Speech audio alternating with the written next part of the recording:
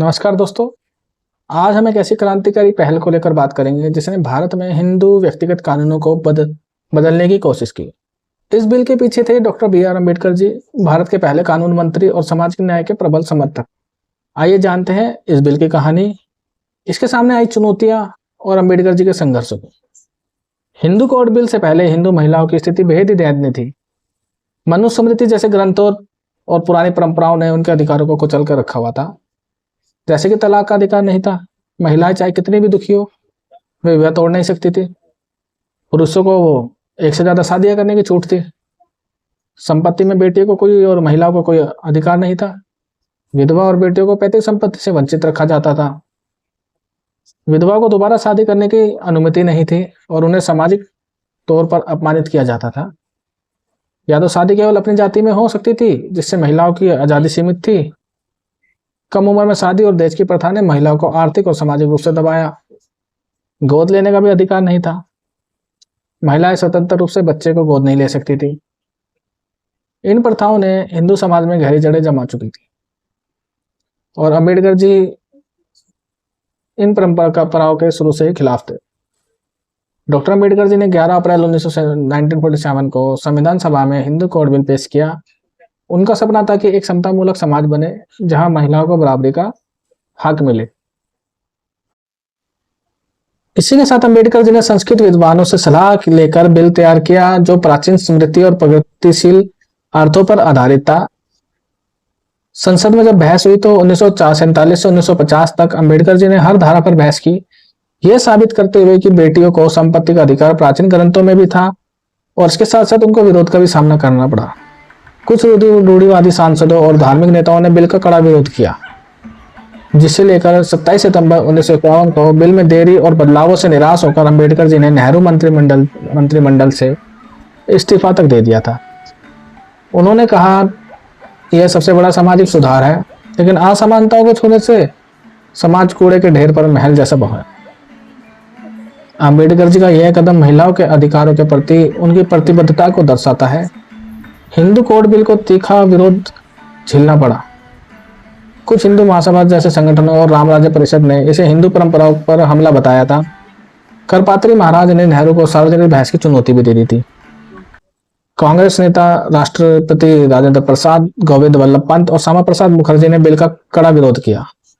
इसे हिंदू संस्कृति के लिए खतरा भी बताया और जो आम जनता थी उन्होंने भी धार्मिक प्रचारों से प्रभावित होकर लोगों ने रैलियां भी निकाली और बिल के खिलाफ पर्चे भी बांटे। कुछ सांसदों ने तो यहाँ तक भी कह दिया कि अछूत अम्बेडकर को हिंदू कानून बनाने का कोई अधिकार नहीं है या बदलने का कोई अधिकार नहीं है। महिलाओं के समूह में जैसे कि जयश्री राय जी ने बिल का समर्थन किया, लेकिन उनकी आवाज को वहां दबा दिया गया और बिल में देरी के कई कारण थे। जैसे कि हिंदू कोड बिल में 1947 में पेश हुआ, लेकिन इसे 1955-56 में अलग अलग हिस्सों में पारित कर दिया गया।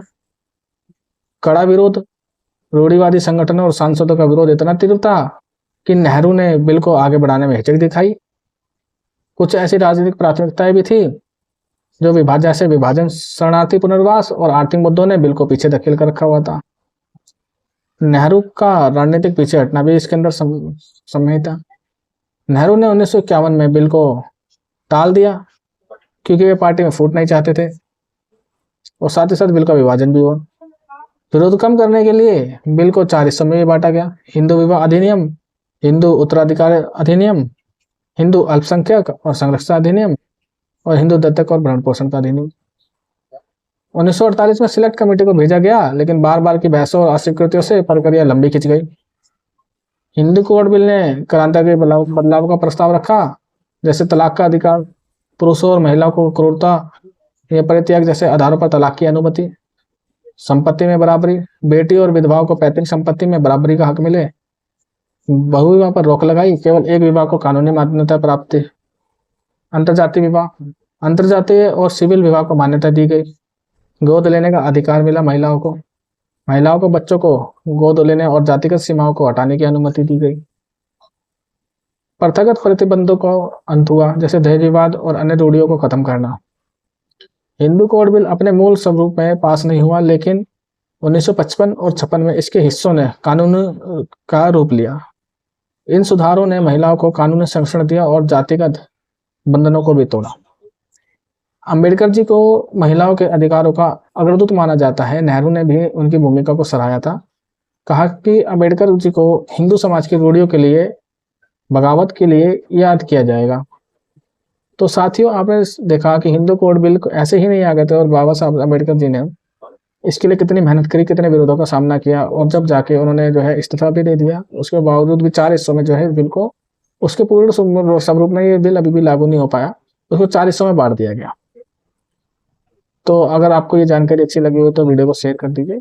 धन्यवाद।